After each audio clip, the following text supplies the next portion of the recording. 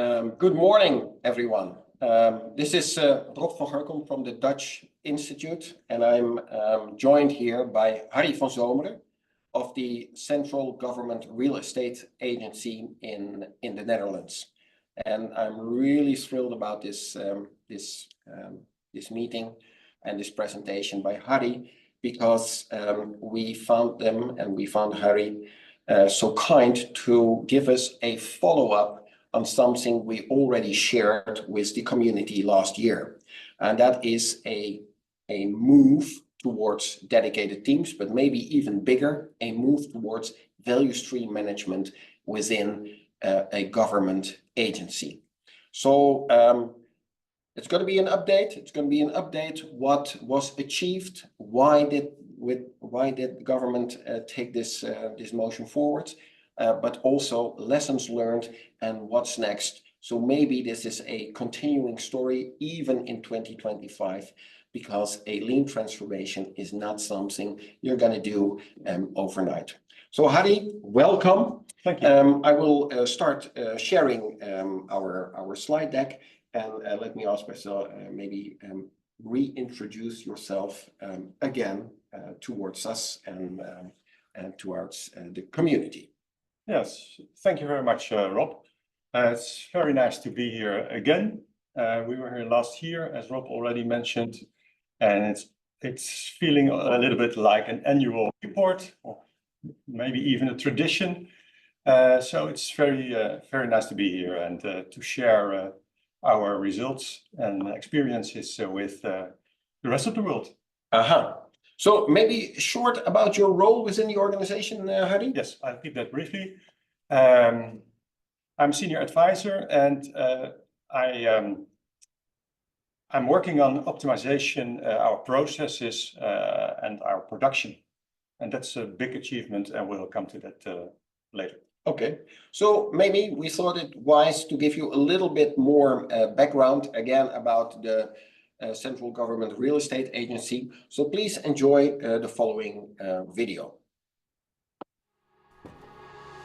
We are the Central Government Real Estate Agency, the biggest real estate organization in the Netherlands, with some 83,000 hectares of land, almost 12 million square meters of buildings, and a wide variety of clients. We maintain and manage prisons, palaces, government offices, barracks, museums, courts, nature areas, and agricultural land. Our 2,900 employees range from technicians and architects to building engineers and real estate brokers, and from project managers to ecologists. Together we create environments that are inspiring, sustainable, and safe. Together with our partners in central government and elsewhere, we aim to use our land and buildings to help solve the issues facing society, like climate change and the energy transition, where we collaborate with the market and local partners to find local solutions. We're also making our real estate more sustainable. We renovate the buildings we own and refurbish them, wherever possible, with repurposed materials and green energy. That way, we're leading by example. We are partnering with the Ministry of Defense to overhaul and update their real estate and develop a future-proof portfolio. Buildings and land that no longer fit our purpose are sold and repurposed for the benefit of society, for instance, as new homes. Our assets also include nature areas and agricultural land. We research ways of managing, using and conserving them sustainably, and look at how to reduce nitrogen emissions.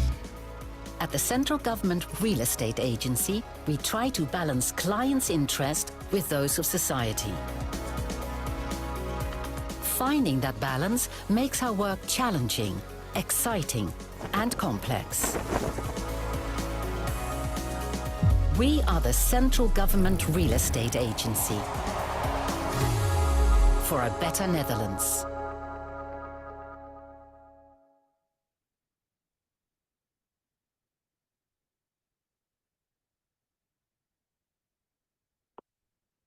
Hey, Harry, back to you. Yeah. Maybe a little addition towards this beautiful introduction to the agency. What business are you active in?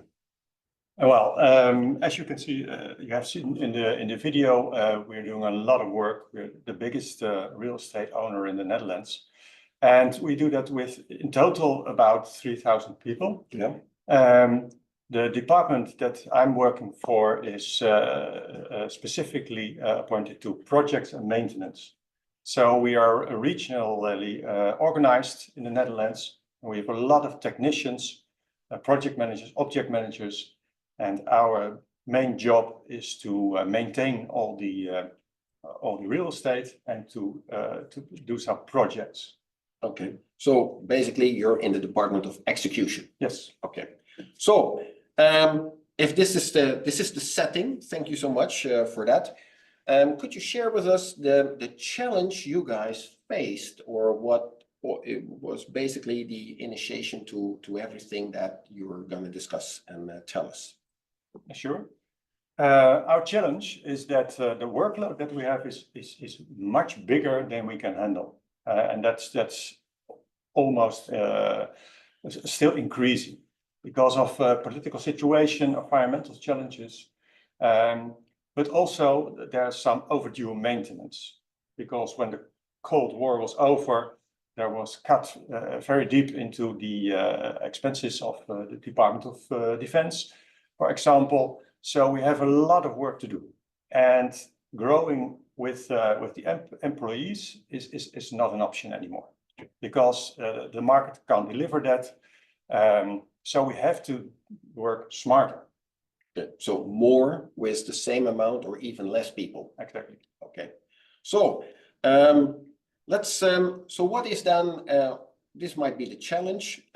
What was your analysis, and basically tell us a little bit about why? Well, we already mentioned dedicated teams. Why value stream management? What's the reasoning behind it? Well, when we first made some analysis on our current streams, we found out that the lead times are much too long. So there's a lot of waste in the chain. Our chain is complex. We have a lot of players and a lot of handovers. So it was even difficult to get the sharp picture of that. Where are exactly the points that we have to improve? How can we do that? So we did some experience in the beginning to find out where the real points are. And we also had some good results with some experience with Lean and with the Lean Management Institute. So at a certain point of time, about 2 years ago, we decided, okay, let's start introducing value stream management in dedicated teams. Okay. And so if I understand correctly, did you in the entire chain, the entire value stream, or are you specifically talking about, well, thinking about dedicated teams, value stream management within your own department responsible for execution? Well, the last was what we started with. Okay. So we started with our own department. Yes. Because that's always a risk when you're, in my opinion, when you're starting some improvement programs. If you start very big, yeah, it's going to die into beauty, as we say in Dutch. So start small and get people very excited about that, get some results, and okay, then grow towards bigger. Okay, so you're basically, so if I ask you to share some experiences and what did you do last year, that is mainly focused on improving the cooperation within the execution department. Yes. Of projects and Exactly. maintenance. Yeah. Can you tell us a little bit about, so what did you actually do? Yeah. So the first thing we did was appointing dedicated teams. Okay. Because before that, every project had a unique set of people. Yeah. So the team has to be appointed. That takes a lot of time. It's also, of course, not very efficient, because people have to learn each other, to get collaborating well. So that was not very nice situation. And we decided to form dedicated teams within our own department. Yes. So with the dedication, we hoped we would result in much more ownership in the teams, much more collaboration. So that was a very important first step. Okay. So, and that in effect is currently in place all over the Netherlands and the regional teams. Yes. Okay. Thank you so much. So what's so what else? The second thing we did was we introduced flowboards, and that was a challenge by itself. Okay. Because of some IT issues. We have, of course, to collect all the information necessary to fill the board, but also to get really grip on how things exactly are working at the workplace.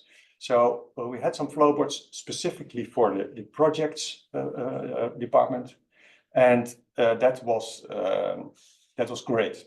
Everybody loved it until our biggest chief were very excited about this achievement. What's new? I mean, how could you manage your business prior?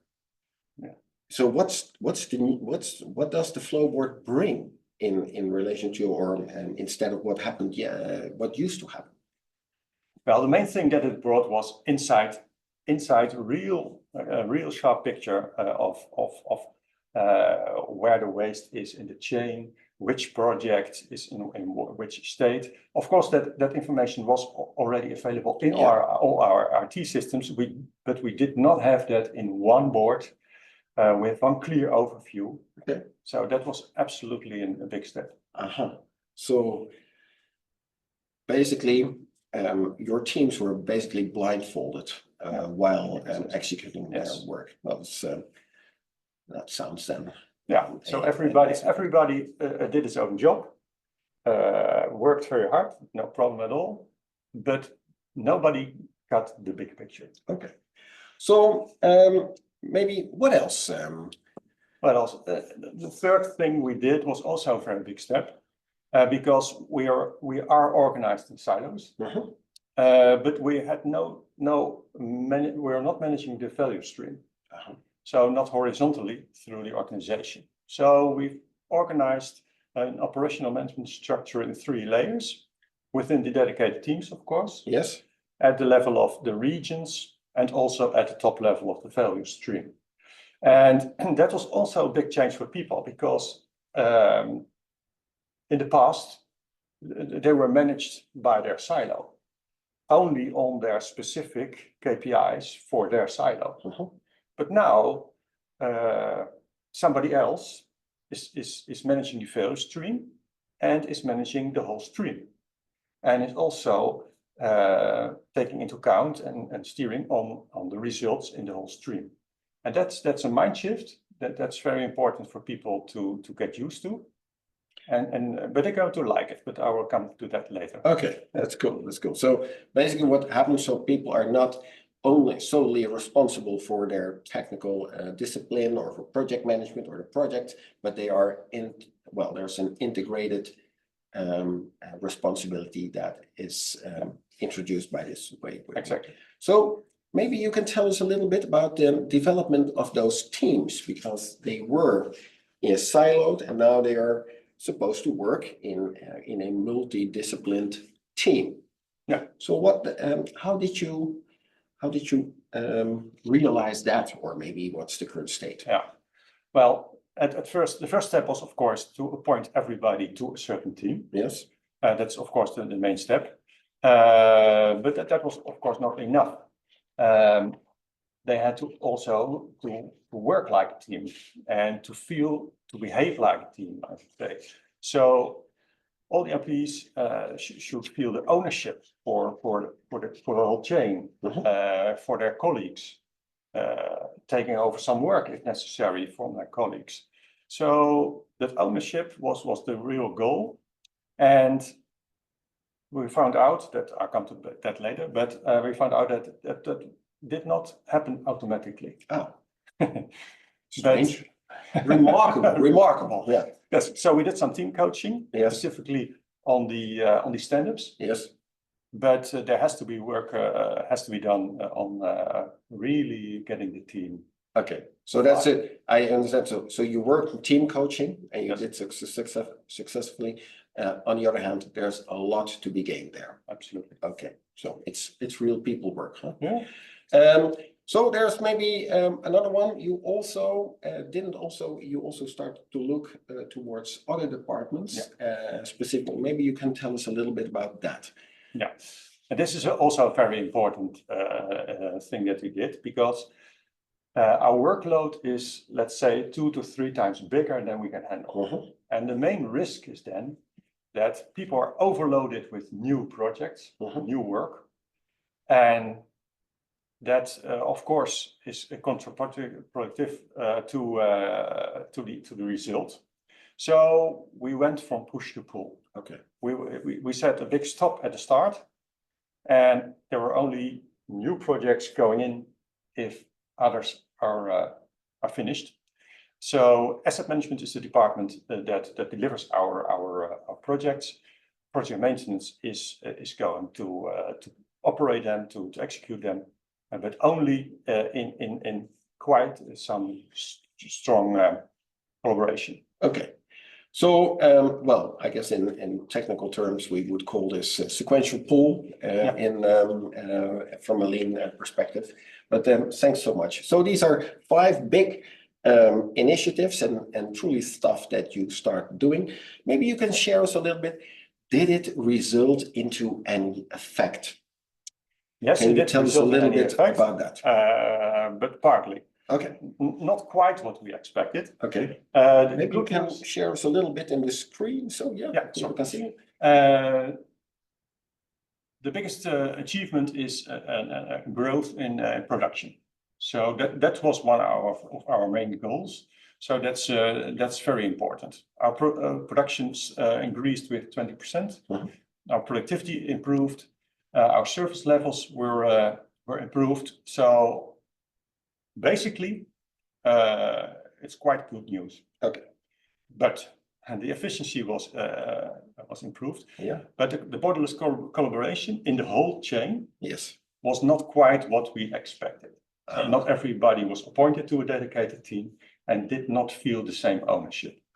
So there's a big improvement that we can reach. The ownership also is very much improved on project basis.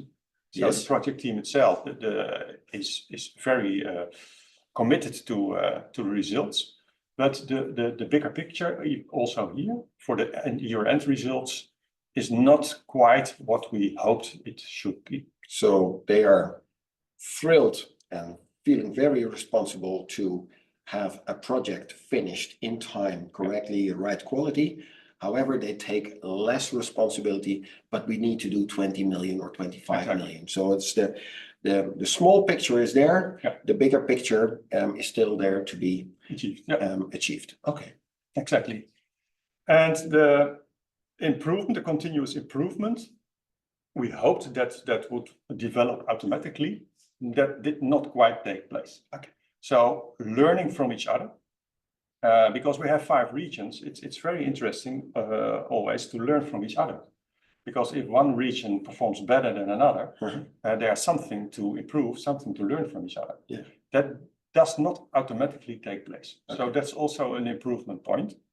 And from push to pull, that went very nice, I already mentioned. Especially with the asset management department, so probably also lead times start to reduce. Well, thanks for that, Harry. Well, about effects, you already mentioned something. Maybe your learnings. So you've been working for this for a couple of years, so you're giving us an update what happened in 2024. Could you share some learnings with us, and maybe for our viewers or participants in this meeting, if you are in government, if you are in lower government in the Netherlands, what did you learn that might be interesting for our viewers? Yeah, the first thing is that the introducing the value stream management is very effective. So that's a recommendation to everybody with the same sort of problem. Yes, it can help, absolutely. At the same time, we are now busy on this for about 2 years, and we have only just begun. So you have to. It takes quite longer than expected. Okay, can you give us one example that you said, "Wow, come on, guys, this should have happened maybe 3 or 4 months ago, or maybe even a year ago"? Yeah. Do you have any example like, listen, this? Yeah, well, specifically on the part of learning from each other, continuous improvement. We came from far, as we say, because the silos were very separated on their own, and getting the people to learn from each other, it did not quite take off as soon as we hoped. Okay, so it requires some how do you call it? Stamina. Yeah, it takes time. Okay. It takes time. Yeah. Maybe some other learnings. Yeah, some other learnings. I already mentioned it, but it's good to start small, but don't think, okay, it worked there. It will also work at another department automatically. So you have to. I would not say start all over again, but you have to be aware that people, especially the technicians and the project managers, object managers, they have to be involved, to be inspired, and trained, and then yes, they will. Okay, you really need to take every new team, every new department. You need to take them through. Yeah. Why are we doing this? What is our analysis? What is your analysis, and how to go about it? I guess that was a big learning this year. That was a big learning this year. And also, I already mentioned it, to appoint a team doesn't make a team. I won't go there now into detail because I already mentioned it, but that's a very important thing. Okay. And the third, developing and coaching of team can't be delegated. That's also very important. So the staff, the management has to be take their responsibility, their role, and an active role in order to make it work. Okay. So I would think, didn't they do so? Not in the way we are expecting now from them. So everybody was managing their own KPIs. Yes. But that's sub-optimization. Yes. Nobody looked to the stream as a whole. Yes. So yes, it's quite a big change. Cool. Yeah. Right. So what's next? So if we meet again in 2025, what happened? Yeah. Okay. I will tell something about that. The dedicated teams, as I already mentioned, are now assigned to our own departments. Of course, it's our plan to do that for the whole value stream. So I hope, if I'm coming back next year, that I can tell with a lot of pride that we achieved to appoint the dedicated teams to the whole value stream and make it work. Okay. That's very important. Yes, I guess you can also say this is currently in place as we speak. There are appointed 2 value stream managers that are responsible over all the silos to manage those the projects and the maintenance activities. Okay. So really thrilling. So everything you learned within project and maintenance and a little bit with asset management is now going to be applied towards the entire organization. Okay. Really, really thrilling. Maybe. Yeah, that's. I thought I made a mistake, but no, it's okay. Next thing is intensifying team coaching because, as I already said, we had some coaching from the Lean Management Institute, Richard van Ooyen. He did a very good job. Yes. In training for the stand-ups, but that's not quite covering the whole area of coaching. Yeah. Because there's also needed some team building in order to let them work like a team. Uh-huh. We also found out that coaching is a line responsibility. We can't delegate that to LMI. We have to do that for ourselves. So our management will be trained as a coach to coach to do that themselves. So we're gonna move from really stepping in and coaching the teams. We're gonna coach the coach and have the coach their own teams. So it's also management development, basically. Absolutely. So thank you so much for this update, Harry. We still have a couple of minutes, and I was just wondering, do you have some takeaways for our viewers and for anyone who is about to embark on this journey for themselves? Yes, I'd love to do that. The first thing I would like to mention here is think big, but start small. Specifically in an environment for central government, it's a big risk to start too big. So start small. There are always different people in the departments, and it's good to create a leading coalition. So people that are really excited about it, want to experiment, and enthusiast the colleagues. That's also important. The third is training is necessary, but training on its own does not result into motion. Oh, yeah, sorry for you. We're pretty good at training. So yeah. The point is, training is always theoretically. You give a lot of examples. For example, from Toyota company or another companies. That's very interesting. But it can also result in some thinking and feeling at people, okay, yes, that's a production environment, that's not a central government. So it's nice for you, but that doesn't work for us. So to really have them pick it up and do something with it, then you need to go to Kaizen workshops. Okay. Go to the work floor, go to the value stream, get people rolling up their sleeves and work with it. That's absolutely necessary. Okay. So there's also the Go Gamba. Go Gamba, of course. It's always a risk to approach this as a top-down program. That doesn't work.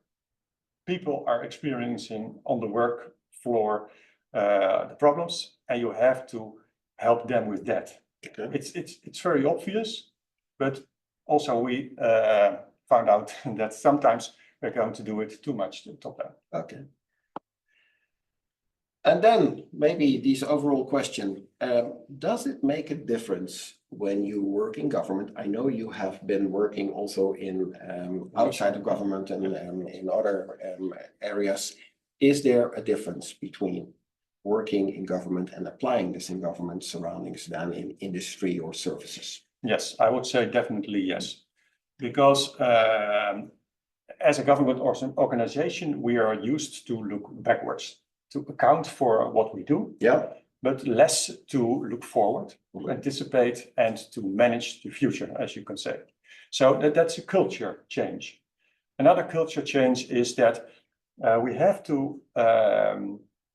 the tendency in the central government to specialize, to fragmentize.